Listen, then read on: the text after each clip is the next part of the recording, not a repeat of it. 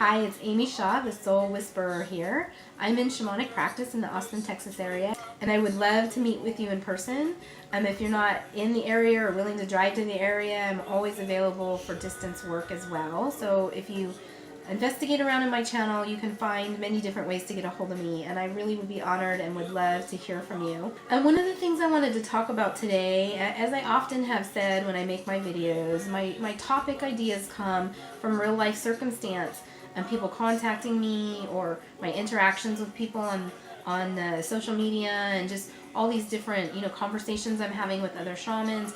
They sort of just pique that little spark in me that says, oh yeah, that would make a really good topic, or something that needs to be sort of discussed. Sometimes it's reactionary, sometimes I'm out and about and I see something or hear something, and it's not really appropriate for me to assert myself, in an authority to say anything. So I come and make a video about it. And for me today, that definitely was something I wanted to do. I woke up this morning to an interesting, I won't go into detail about it, but it was a woman who was sharing with a group how to invoke the Archangel Michael. And she was using it was in the context of psychic protection. So it was a group of people who are interested in learning how to do psychic protection, and this woman was teaching them by showing them, a specific prayer and incantation, invocation, more or less, to bring in the presence of Archangel Michael.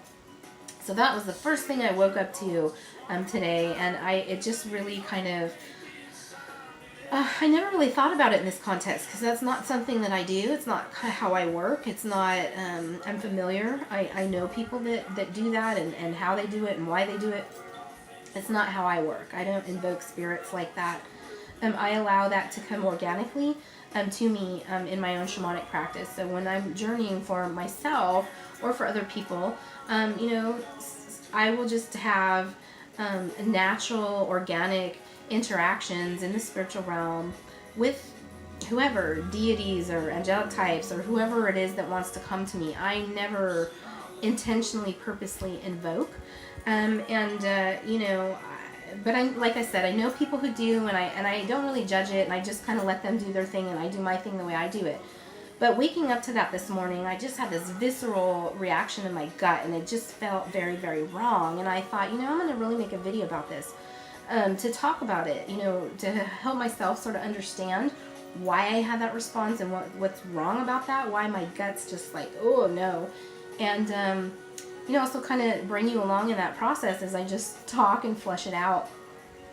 I think what happens is a lot of people, especially in the context of psychic protection and fear, people fall into their fear. And when they're in their fear, they don't know how to get that out. They don't know how to become empowered. And so they reach out to something external to them. They think that, these, angelic spirits, and, they're so powerful, and they carry these swords, and, this real manly man that's, Archangel Michael is, right? And so if I call on the name of Jesus, I hear that a lot too, and I'm telling you, I know firsthand, because I was a Christian and I've done decades of spiritual battle, that, go ahead, get in the middle of a demonic war and call on the name of Jesus, and see how fast they laugh at you and spit at you and mock you, and it doesn't work like that. If only it was that easy. And I know that belief is everything, and I know that we do have power to invoke things. So I'm not denying that, and I'm not saying that it's a joke, or that we shouldn't. I guess what I'm saying is just, it's natural human nature, I think, to some extent, when we fall out of our power and we become fearful, or we feel overwhelmed, to want to reach outside of ourselves and invoke these things that we think have more power than we have. But that is not the shamanic approach at all to how we would deal with psychic warfare or spiritual warfare. It's just not how we would deal with that. Being in one's own power is being centered and knowing who one is, having access to the higher consciousness of the soul, and all of that being firmly seated in self. That's not to say that, as human beings, we don't have those moments where we fall out of our power and fall into fear. But I would much rather teach somebody how to quickly realign and get back into their power than how to, do these little magic spells of invoking spirits. I think one of the reasons that I had such a visceral sort of gut reaction to that this morning is I just thought, here's this person telling people how to invoke this very powerful entity. And you're telling it to people, to a group of people who may not really have discernment. And so the idea of invoking any thing it doesn't sit well with me. It's not how I would teach a group of people. I think if you're trying to learn psychic protection, I would much rather, and really what psychic protection comes down to is holes. Where are your holes? And the holes are created by the shadow. That's where they come in. They come in from the backside, from the shadow, from out of the darkness. And so it's knowing and understanding the holes. It's doing the shadow work of being able to plug up the holes. And if you can't plug them up, because that's going to take, a period of time to work through that, at least, being aware of it and, sort of doing the work around it to protect yourself from that. And, I would much rather teach people how to do that in terms of psychic protection than calling on something, invoking something outside of themselves and relying on that thing to be in purity and to, be actually what you're wanting it to be. In the spiritual realm, there's a lot of tricksters. A lot of things can come and appear to be what they're not, really, and, and are not what they appear to be. And so, the level of discernment and mastery over that has to be pretty on par. So to just generically tell a group of people, for psychic protection, here, just invoke Archangel Michael, it just doesn't sit with me. It doesn't feel right to me. It doesn't feel right. For different reasons. Some of those I just discussed here, but another one being that may not actually be effective. Now, if you're a magical person and you've been playing with magic and you know how to invoke things and stuff, that might be something more effective. So in terms of the defense or the protection, that really comes down to the individual. And it's really hard to teach that in a group.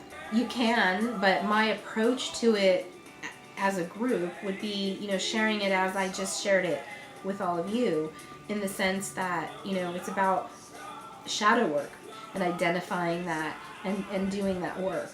That's on a generic level. On a very personal level, then it's going to be unique for each person, the need for psychic protection. There are, certain skills and tricks and, more magical sort of things, esoteric things that people can do, that are universal, generic in terms of psychic protection. But calling on or invoking Archangel Michael is just not one that resonates with me personally, or that I would use as a strategy. Again, I'm not downing people that do that. I have a lot of friends, in my spiritual social circles who, maybe lean a little bit more towards the new age, the more angel-y kind of stuff. And they do that. They do it routinely. And so, again, I'm not judging it. I'm saying, in terms of, a shamanic approach to it, it's just not how I work.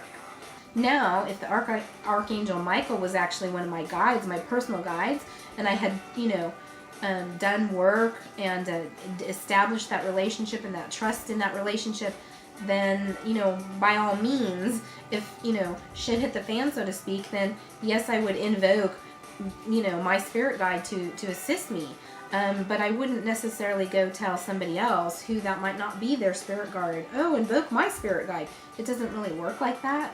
So anyway, that's an interesting thing that I woke up to this morning, and the more that I was able to kind of flesh that out and talk about that, the more I've just come to the conclusion that it's just not the way I work, and it's okay, it's all right, so it doesn't resonate with me. If you have any questions, I would love to hear what you have to say or what you think about that. If that's part of your practice, and if you find that helpful and why, or yeah, I'm opening it up to discussion. I'd love to hear what you think or what you have to say about it. So as always, I'm honored that you watched my video. If you could take a moment to just click that like button, I'd really, really appreciate it. And once again, I'd love to set up a session with you. I'm available to do that, either distance or in person. I love you guys so much.